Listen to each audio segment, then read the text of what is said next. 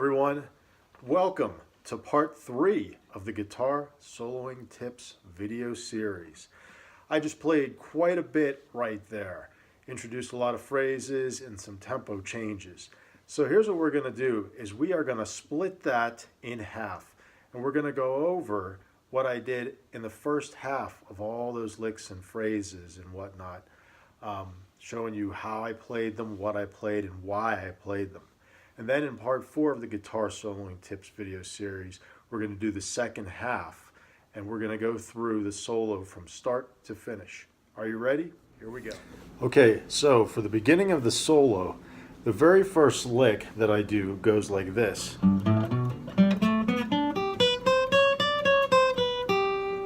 Okay, and if you listen closely, you can hear that the arpeggio is contained within that opening run. So the arpeggio itself, the G major arpeggio goes, and I'm going. So you can hear that there's a few additional notes that I mixed in with that. Now, why exactly did I do that? Well, in my opinion, when I hear an arpeggio in a guitar solo, it's so identifiable, and it's been used by countless guitarists over the many years in their solos as well. So one of the things that I like to do is add in a note around the run just to give it a little bit more of its own individuality. So what I decided to do was to use this note, the A, in between the arpeggio tones. So, and then when I get up here, I decided to add a couple of extra notes, kind of making it more of a chromatic sort of run. So there's the,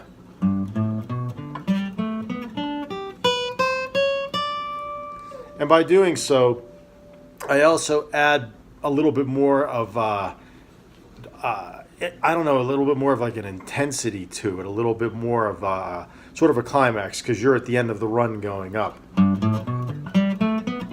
If I play it right. So you can hear that that's pretty much hitting, you know, the top note, which would be, whoops, the D right there. And that D is kind of like the climax of the run. Okay, so the arpeggio itself, G, then B, then D, and then G. And in this case, that is the 3rd fret 6th string for the G, 7th fret 6th string for the B, 5th fret 5th string for the D, and then 5th fret 4th string for the G again. So G, B, D, G. And then we repeat that one octave higher, G, B, D, G.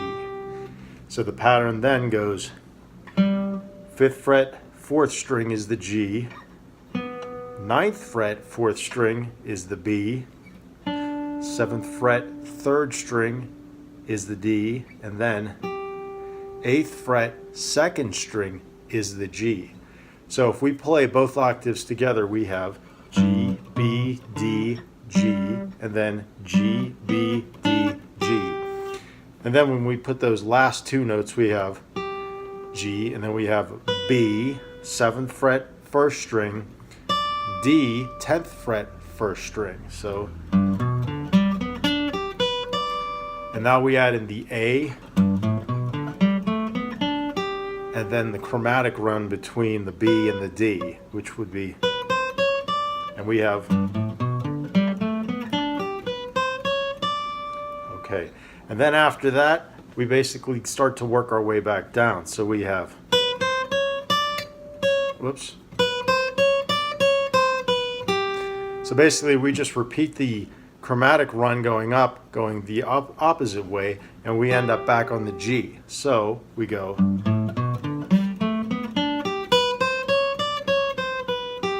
Okay, so that is the first run in this part of the guitar solo itself. After that, I basically pause for just a second on the G, and then I do a descending line.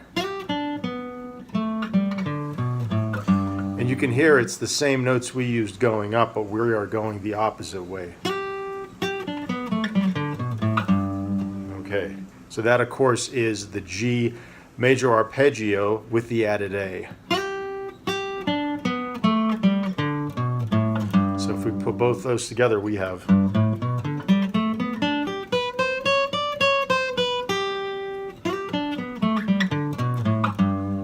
Okay, so next we're going up to the C, and we go like this.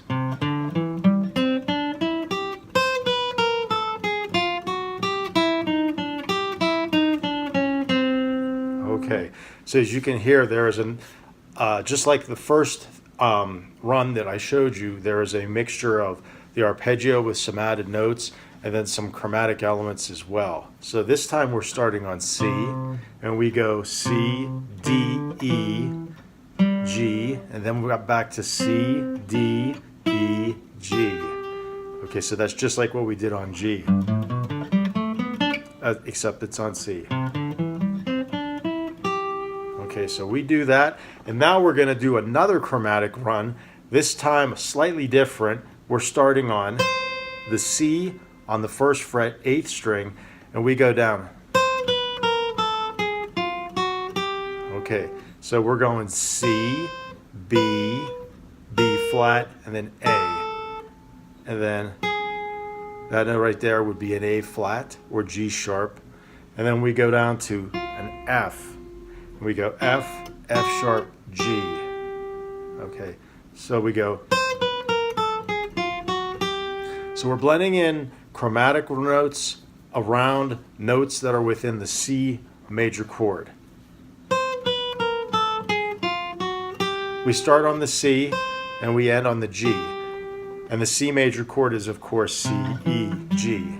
So that's basically how that one works right there. And by adding those chromatic notes in there, I kind of indicate that as just adding some more flavoring to that and giving it a little bit more life.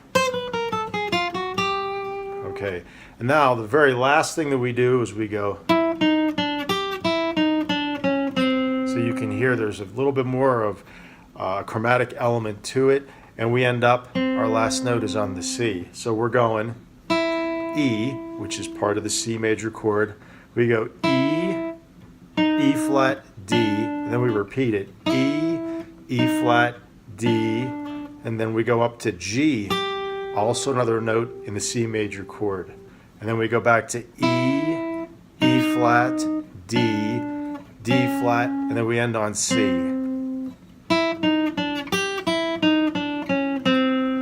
Okay, so the first two parts together.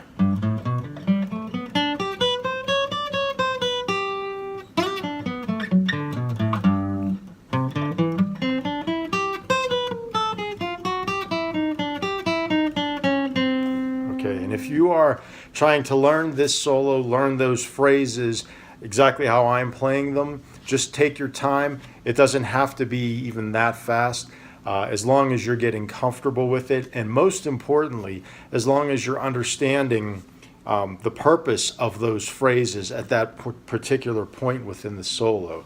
Pretty much this is kind of the climax. This is building up to what I call the climax of the solo itself. There's more notes, it's a little bit faster, there's a little bit more of a dynamic element to it. Okay, for the next section of the solo, we go back to the G, and we basically repeat what we did.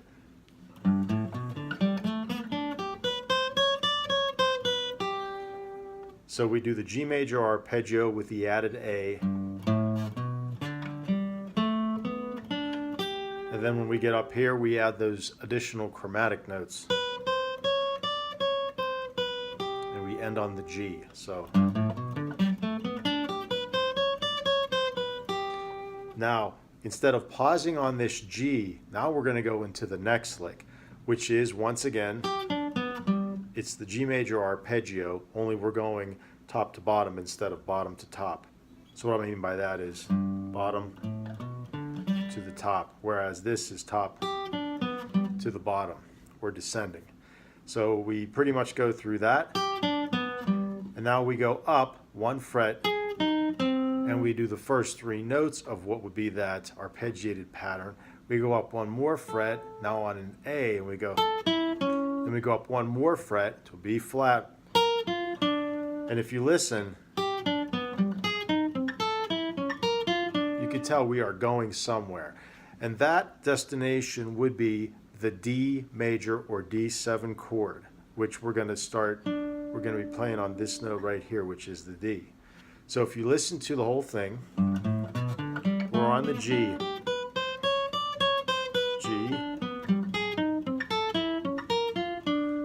Okay, and then I add a couple of notes to bring us into the D major, and then I slide up right there. So what that is, that's an F sharp. D, F sharp, A consists of the D major chord. So what I'm pretty much doing is blending arpeggios and chromatic elements together when we are on G right here. And now we're on the D. So once again, we're blending together the arpeggios, we're adding notes around the arpeggios, and more chromatic elements.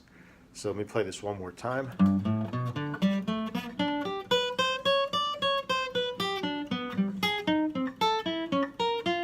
Another thing I want to point out is when I'm doing this run of the arpeggiated forms, that top note, I'm accenting that a bit more. I go, and I go. So you can hear I'm putting a little bit more emphasis.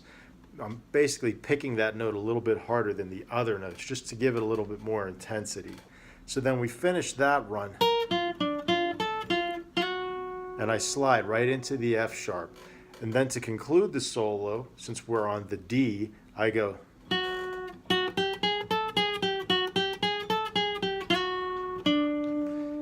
And you can hear that I'm playing all of those notes with a bit more intensity. I kind of slid forward so you could see my picking hand more. What I'm doing when I get there is I'm going on the F sharp, I go. See how I'm picking? I'm basically doing a down pick so I can put more intensity on each one of those notes. So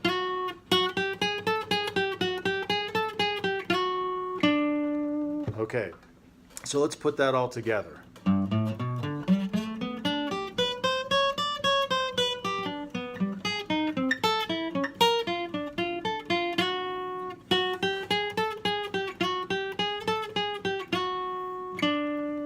Okay, so that right there is the conclusion of the first half of the solo that I told you we were going to discuss and review.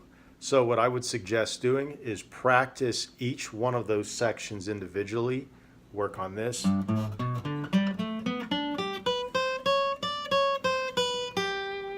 And play it slowly, make sure you can hear all the notes, and make sure that when you're moving your fingers around the fretboard that you're not struggling or straining yourself. If you ever hit a point where you feel that you're straining yourself, take a break from the guitar for a while, slow the tempo down that you're trying to play a passage at, and just come back to it maybe later that day or another day where you feel ready to try it again.